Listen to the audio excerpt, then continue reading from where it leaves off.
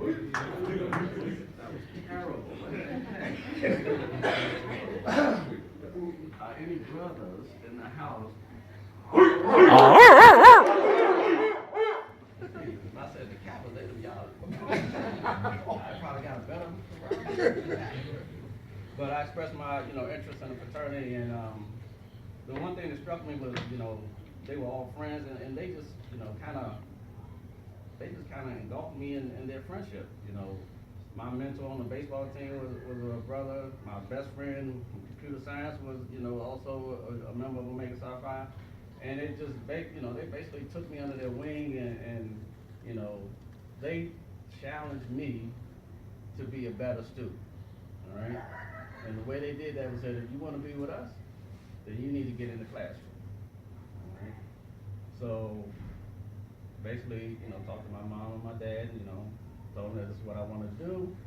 I was on baseball scholarship, and my dad was like, look, if you want to do this, then I'll support you. The one thing about my dad, he would support anything that I wanted to do. If it was something that's serious about school or business or anything like that, he was always there. My mother was always the foundation, but my dad always weighed that carrot, like, look, here, keep on moving and stuff like that. So, Brother Henry Frazier, he laid it down and said, look, you can't, one of our cardinal principles is scholarship. If you can't get that, then, you're no use to us. You can't help us. So I buckled down. I quit baseball, and that's when I began my transition. I became a college student that used to play baseball. All right.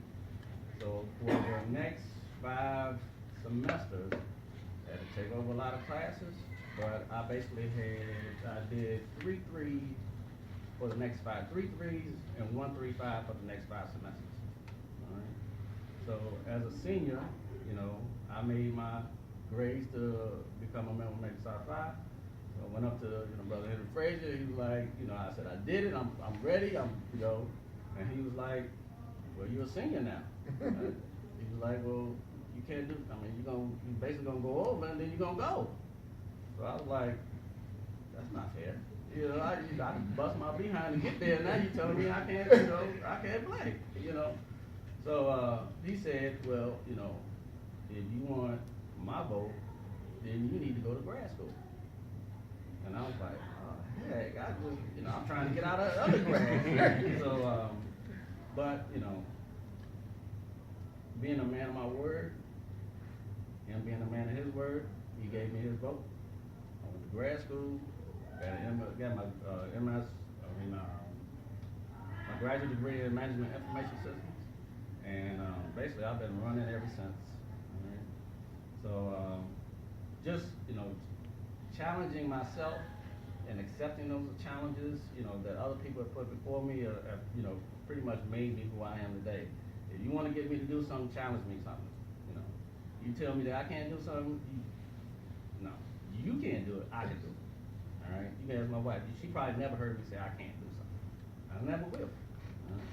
So, but you have to, there's a belief that I have in myself that, that was cultivated through overcoming all these different obstacles and things like that, that the average student, you all are facing the same things, all right? So, the thing for you all is find what challenges you, what gets you off the dime, what, makes you move, and you gotta hold on to that, all right? So, when I graduated, started working at the Department of Education, making $10 an hour. And you couldn't tell me I wasn't rich. It was double digits. I was like, I am set for life. I was like, this is it. And that was such a good place for me because, I was quickly mentored by a gentleman named Bill Davis, and he was not African American, but this guy saw something in me that I didn't even see in myself. I would basically go, I was a neo, so basically I would go to class, I would go to work, I would go to class for graduate school, and then I would go hang with the brothers all night. And basically I would come in and I'd be falling asleep at my desk, all right? So, for some reason, he just took to me and asked me to be his backup, his assistant manager. Wow. So I would go to the meetings, I would fall asleep in the meetings. So, I'm sitting there with all of the secretaries of education, all the different departments and stuff like that. So he said, well, since you like to fall asleep, from now on, you're gonna run the meetings. All right, so I'm like, I'm 25 years old, running all of the meetings, talking about, things that, I'm like, this is a long way from Chicago, all right? This is a long way from Chicago. But, he made me his assistant manager and put me in charge of hiring. I was in charge of firing. I was doing, I was running the show, all right? But the beautiful thing about it, being in that position, I was able to hire 14 individuals from Bowie State, or either directly from Bowie State or really related to people from Bowie State. So the help desk was probably 70% Caucasian before. You better believe it was like 85 after I was there, And I was selective. I didn't, look, everybody just like Moses, just like Noah can only take two.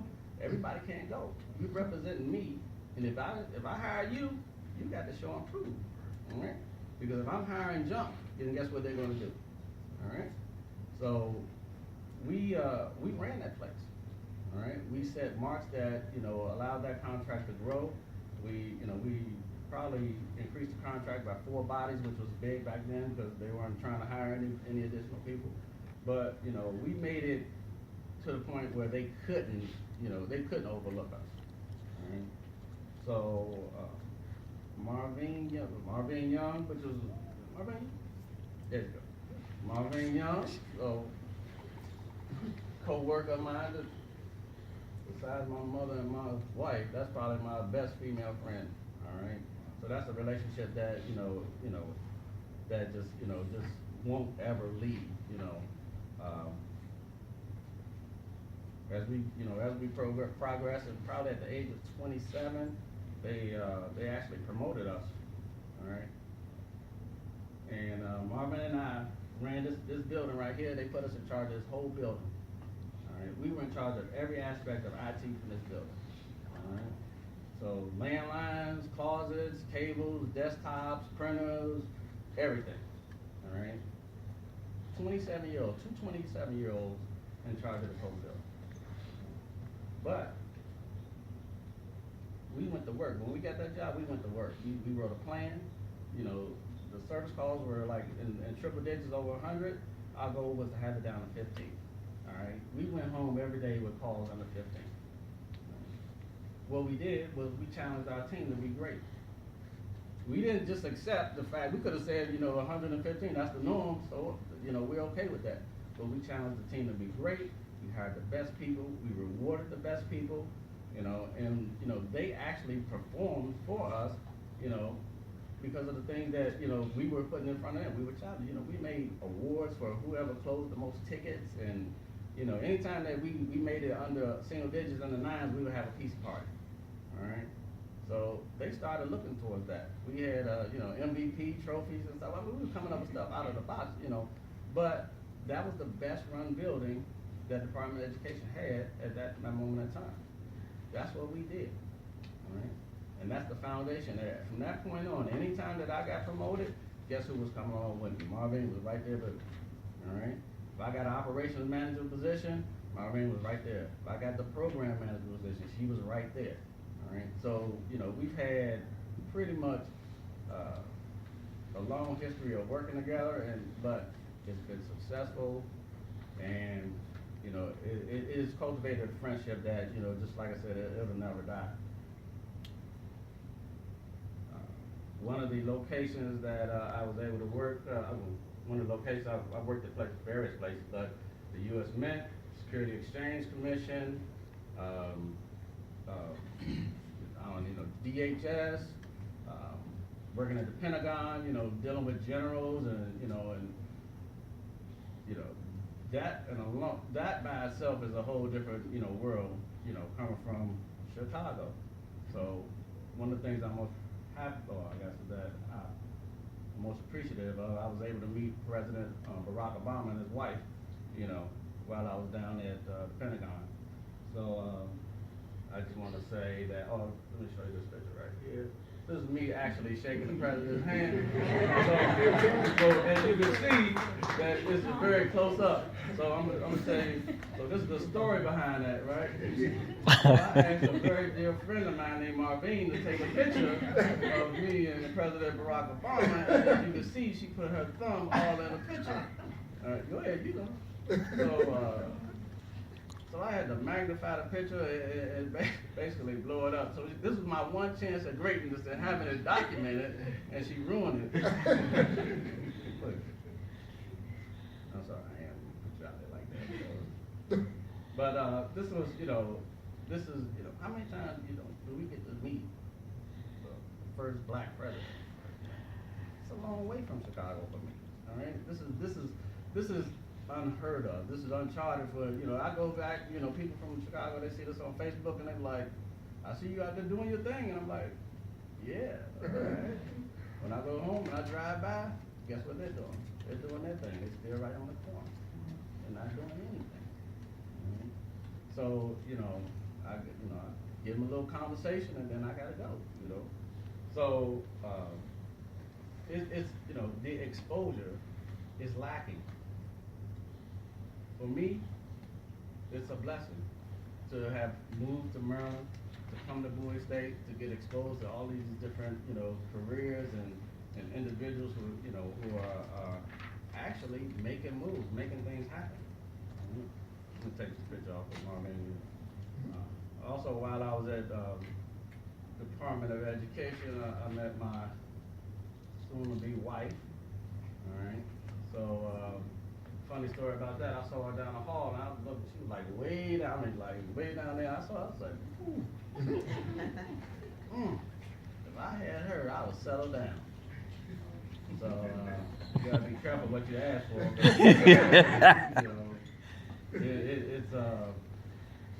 It will come up on you. All right. I mean, it will sneak up on you. You can't say, you can't wish these things, but in traveling, through my career, something was lacking. I felt that I could do better.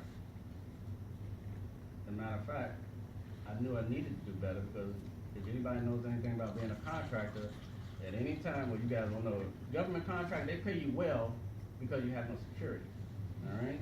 So at any time, they could tap you on the shoulder and be like, today's your last day. So, I was loving the checks, but when they told me that, I was like, what you mean? I can go tomorrow? So I was like, I got to develop a plan. So I'd always been, an entrepreneur. Matter of fact, when we were in college, we used to have, me and one of the frat brothers, we had a pager company. And back then, okay, pages, from now, y'all know what pages are? Okay, all right. But, we were renting out pages for $5 a month, and it basically introduced me to a concept called residual income. All right, meaning constantly on a monthly basis, people were contracted to pay you a certain amount on a monthly basis. Now the problem was people were they were missing the pages, and they were calling me upset because they missed one page. And I was like, you're only paying $5 a month. This is not a lot. This is too much headache for me to get $5 a month. And then we also branched out the cell phones. I tell you another thing: don't do business with your family members. This one lady still owes me for her for a telephone bill. Yeah, my wife still owes me for a phone bill. She's still not paying for. So, but from that, that inspired me to do more. $5 a month. So I was like, well, what can I do next to get that next biggest hit? So we started a computer company. Marvin and Alfonso Hudson who also went to Bowie. We started a company called Global Computer Consultants. And what we did is a lot of community service, but I learned how to build computers, and we basically started maintaining computers for different companies, We did, computer building classes for kids. We hosted senior citizens, computer classes. We did, workshops at libraries and different things like that. But, and we were very, like our own little geek squad. It was just, it was, African Americans doing positive things, servicing other African Americans. And it taught us, and actually all of the individuals that were part of that business went on to, just be successful in their own right. It taught us responsibility. So we could have been in the club, but we were in the lab. I turned my first floor of my house into a computer lab, and we were just, we were geeks. But that once again, that inspired me. Okay, so we were doing contracts. We were probably getting $50 to $100 a month for service contract. So I was like, okay, well, once again, the computer prices hit rock bottom. So what they were selling the computers for $2,000, and we were able to undercut them and sell them for 15. Now they started selling them for 9, 8, 7. So being able to project how the industry was going, we were saying that this basically is not going to it's not going to last. So I started looking for my next hit, which was real estate. And I would go seminars. I would actually drive. I would go look at listings. I would start like 7 in the morning. I would go look at probably 30 listings a day, and I would just keep just trying to find that the right time to jump into the market. And so what happens, I found this one property in Jefferson Street. A partner who was with me, he bought it, he put a contract down on the house around the corner, and, we were going through the HUD process, and it was, for him, it was a nightmare, and he got skittish, and he jumped out. So he jumped out, he, pulled his money out, and I said, well, I'm gonna continue, I'm gonna go for it. And from that day forward, I've been in the real estate game, all right? Like I said, like I said earlier, I started reading books. I learned how to do electric. I learned how to do drywall. Everything in the house, I needed to know how to do. All right, because at that time, I was working with limited funds. I was working on the weekends. So, at that time, I needed to make it work with the dollar figures that I had in my pocket, the income that I had. And my father would come, and we basically renovated that house. And once it was completed, I made my first mistake, which was, I had, my pockets were a little, flat, and I was like, I gotta recoup.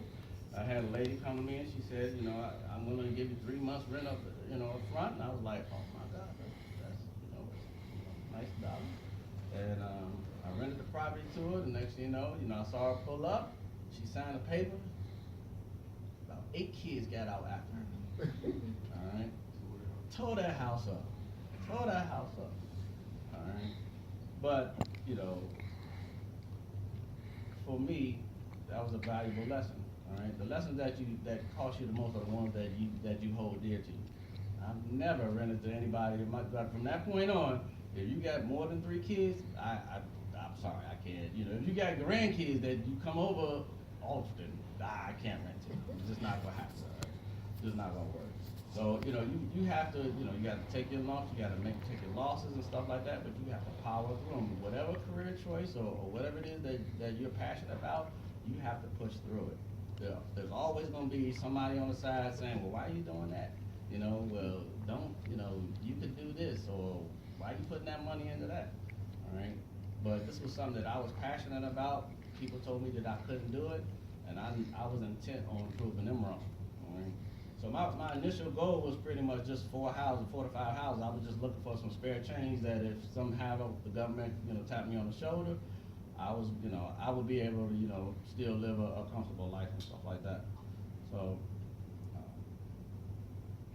I went to seminars. You ever heard of Armando Montalongo or whatever his name is? But he had this seminar, and basically it was, when you go to these home seminars, they give you just enough to keep you interested, just enough for you to sign your next check or to buy the next package and stuff like that. Now it's good information, but for me, by the time that I actually went with him, went to one of his seminars. The stuff that he was teaching was kind of like elementary, for me. But there was a lot of other people who were, fascinated by it. They was ooh, ah, and they were striking checks. They were writing big checks, just for, just to get basic information, you know. So I thought about doing seminars, but I just didn't do it. But anybody who calls me and asks me for information, it's free. All right. I talk to people. People call me. I don't even know who they are. Somebody gave my number. I pass it out because I pass it on. Along information because at the end of the day, it's all about uplifting our people. All right. It's all about uplifting the next person. All right. Something. I was telling my wife. Something is happening inside of me where I'm getting to this point where, I'm feeling like I'm some kind of activist or something is growing inside of me that, I feel as though I need to get out, uh, you know, I've made money, I've taken losses and stuff like that, but, this, I'm at this point where I'm ready to come full circle and basically help, other people, progress, other people, see their careers or reach their goals and stuff like that. So, if you're ever in a position where, you need advice or some more houses, get one of those guys in purple or gold, and get my number and stuff like that. Don't be calling me just for, plumbing and stuff like that. You got a plumbing issue, but information is free for me, all right? So, and in turn, everybody needs to have that reciprocity. Everybody has to, pay it forward, pass it on to the next person. So, my motto was basically to buy low, renovate, and basically put that property out there, rent it. The type of clientele I was dealing with, I knew if I could, I was looking at volume. So if I can get 20 houses and I get 85% of my income, I'm okay with that. All right, I knew I wasn't going to get 100% of my income. All right, but my thing was all about putting the houses on the board. So my goal was just to put the next house on the board, rent it out and keep it moving. All right, so I was working pretty much 7 days a week. I would go to work 5 days, and sometime after that, I was, working at night, whatever I had to do to get that property up. All right, and that pretty much became an issue when I got married. So, but my wife was very understanding as far as my goals. She put up with a lot as far as me being out. But right now we're realizing the fruits of the struggle and stuff like that. So